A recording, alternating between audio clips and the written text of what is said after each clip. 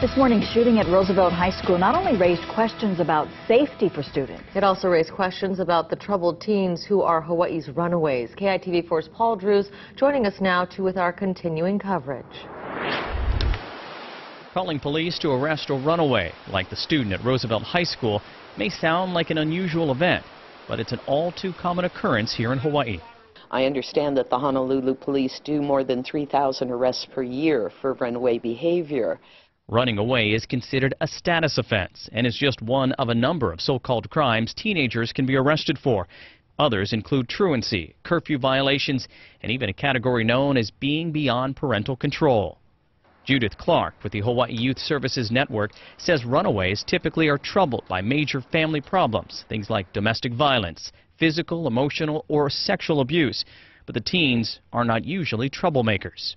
They're running because of serious problems that make them feel that it's safer on the street than it is at home.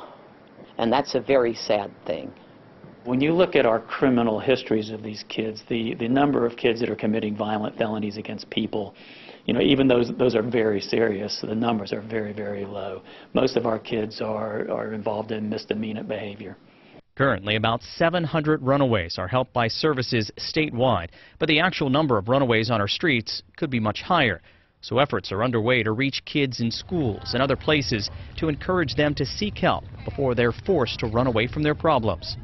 Along with adding more programs to help prevent runaways, there's also a push to decriminalize many of the offenses that troubled youth face.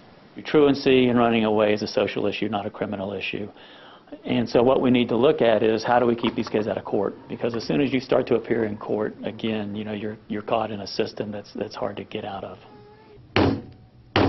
Instead of an arrest, youth would get immediate assessments and services, followed up by timely case management. The changes to the legal system would initially cost Hawaii more, but HIP says it would save the state in the long run. If we don't get to these kids early on, we're going to end up supporting them as taxpayers, for the rest of their lives, either through Department of Health or Public Safety or DHS. Now today at the state capitol, lawmakers also heard a bill that would create a Safe Places for Youth network, which would give troubled teens safe spots they could run to 24 hours a day, where they could also start to get the services and help they need.